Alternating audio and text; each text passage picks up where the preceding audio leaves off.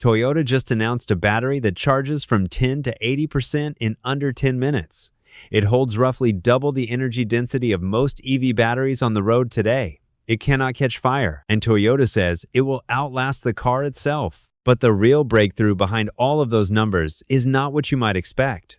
It is a single material science discovery that cracked the one problem every battery lab on Earth had been stuck on for 3 decades. And it is the reason solid state could finally end the EV war for good. But first, real quick, I started this channel for one reason: to break down every EV breakthrough before the headlines do. If that matters to you, subscribe so I can keep making these videos. On the 17th of June 2023, Toyota held what it called a technical workshop at its global headquarters in Toyota City, Japan. And the company that had spent the previous decade being called anti-EV made an announcement that caught the entire battery industry off guard. Toyota committed to commercializing all solid-state batteries in production vehicles by 2027 to 2028, not as a talking point or a vague ambition, but as a dated engineering target with serious money behind it. The money is approximately 13.5 billion. That is 1.5 trillion yen earmarked for global battery development and production through roughly 2030, covering all chemistries but anchored by their solid-state program.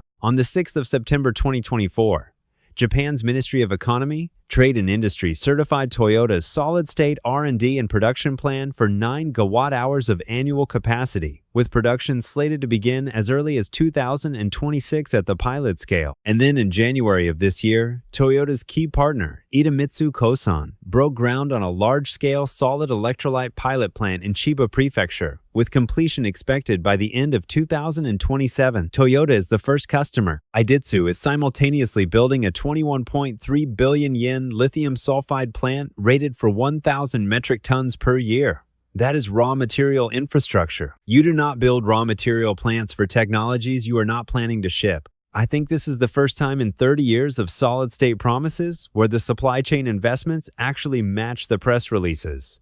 And that distinction is more important than any spec sheet. But before the specs matter at all, you have to understand what solid-state actually changes. And it starts with the single most dangerous component inside the EV battery you're probably driving right now. Every lithium-ion battery and every electric vehicle on the road today uses a liquid electrolyte to shuttle ions between the cathode and the anode. That liquid is an organic solvent, and organic solvents are flammable. If a cell gets overcharged, punctured, or overheated, past roughly 50 degrees, the electrolyte can ignite. The heat cascades into neighboring cells in a chain reaction called thermal runaway, and the entire pack can go up. That is why EV battery fires, while statistically rare, burn so hot and so long that fire departments need specialized protocols to put them out. Solid state replaces that liquid with a solid electrolyte. No flammable liquid means no thermal runaway.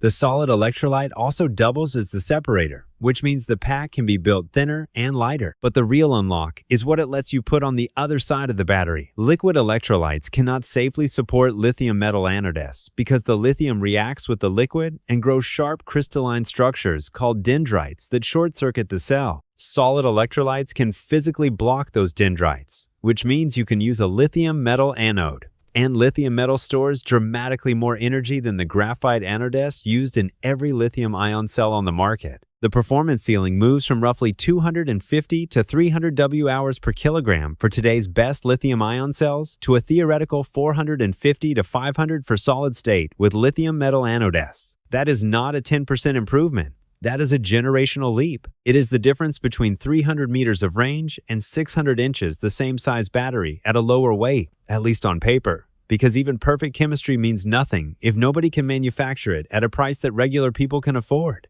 And that manufacturing cost is where the real story of solid state lives. Now, if all of that sounds too good to be true, your instincts are working exactly the way they should, because solid-state batteries have been almost here for longer than most of you have been driving. Panasonic's North American CEO said around 2020 that solid-state was 10 years away. Toyota itself originally targeted solid-state for the 2020 Olympics. That deadline slipped to 2023, then to 2026, now to 2027 to 2028. Every few years, another automaker stands at a podium, shows a prototype cell, and promises the revolution is right around the corner. And every few years, the corner moves. The reason is not that the chemistry does not work. In a lab, solid-state cells hit extraordinary numbers. QuantumScape has demonstrated 844 W-hours per liter in a real cell. Mercedes drove a solid-state prototype from Stuttgart to Malmö, 25 kilometers on a single charge. The chemistry is real. The problem is what happens when you try to charge and discharge that cell thousands of times. Every time ions move through the battery, the electrodes expand and contract. In a liquid electrolyte, the liquid flows and absorbs that movement. In a solid electrolyte, there is nothing to absorb it. The expansion creates mechanical stress at the interface between the electrode and the electrolyte, and over hundreds of cycles, microscopic cracks form. Those cracks break the electrical contact, resistance climbs, and performance collapses. It is like flexing a ceramic plate. It works perfectly until the moment it shatters. The engineering challenge was never the chemistry itself. It was always about what happens to materials under mechanical stress. And it is the wall that stopped every solid-state program for 3 decades. But here's where Toyota's story gets genuinely interesting, because the breakthrough they are claiming is not about raw energy.